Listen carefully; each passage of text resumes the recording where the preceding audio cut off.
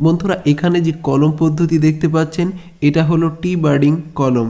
বন্ধুরা এই কলম পদ্ধতি আপনি অ্যাপ্লাই করে একটি গোলাপ গাছে অনেক রঙের গোলাপ ফুল ধরাতে পারবেন এবং এটি এত পরিমাণ সহজ, আপনি অবশ্যই ট্রাই করলে সাকসেস হবেন। এবং কিভাবে এই কলমটি করবেন সেটা বিস্তারিত এই ভিডিওর মধ্যেই দেখতে পাবেন।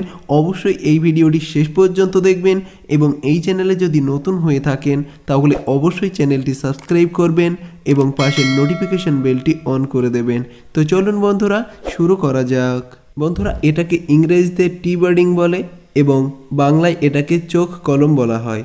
বন্ধুরা এই চোখ কলম করার জন্য এমন একটা চোখ নিতে হবে এবং ডাল সমেত একটু কেটে নিতে হবে ঠিক এই পদ্ধতিতে।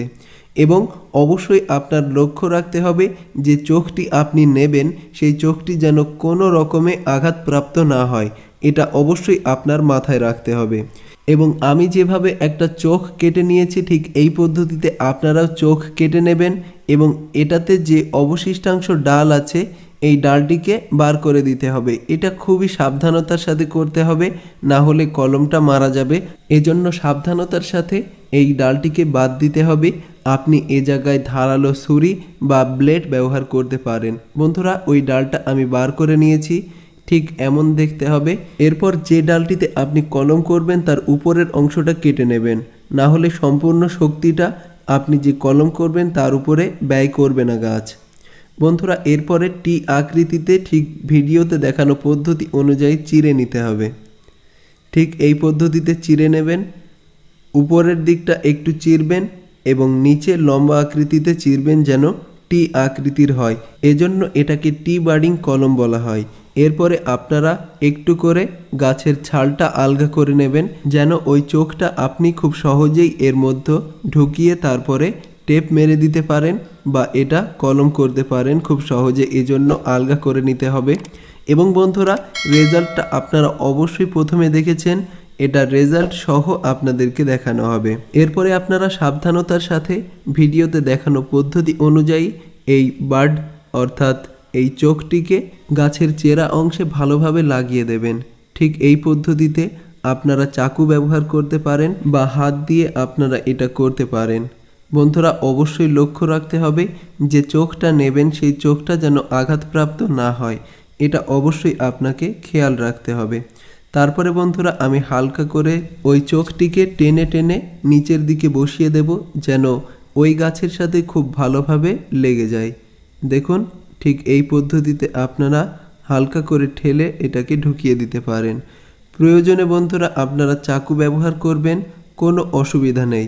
এবং এই কলমটি করা খুবই সহজ, আপনি ট্রাই না করলে বুঝতে পারবেন না এবং আপনি অবশ্যই সাকসেস হবেন। এজন্য অবশ্যই এই কলমটা ট্রাই করবেন।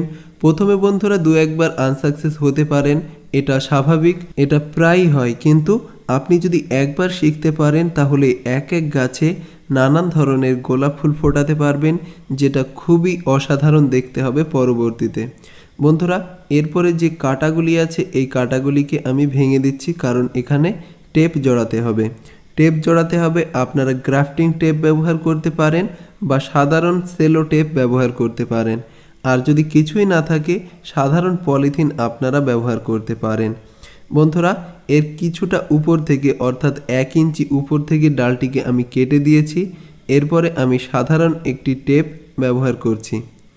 আপনারাও যে কোনো সাধারণ টেপ ব্যবহার করতে পারেন এই কলমটি করার জন্য, তবুও এটা বেঁচে যায় এবং এর সাকসেস রেট খুবই ভালো হয়, এজন্য সবাই এটা ট্রাই করতে পারেন। বন্ধুরা এই ভিডিওটি যদি ভালো লাগে তাহলে অবশ্যই লাইক করবেন এবং এই চ্যানেলে নতুন হয়ে থাকলে অবশ্যই চ্যানেলটি সাবস্ক্রাইব করবেন এবং পাশের নোটিফিকেশন বেলটি অন করে দেবেন, তাহলে নতুন ভিডিও আপলোড করা মাত্র আপনার কাছে নোটিফিকেশন যাবে। বন্ধুরা আপনাদের এক একটা লাইক, এক একটা সাবস্ক্রাইব আমার উৎসাহ অনেকটা বাড়ায়, আমি নতুন নতুন ভিডিও আপনাদের জন্য নিয়ে আসি।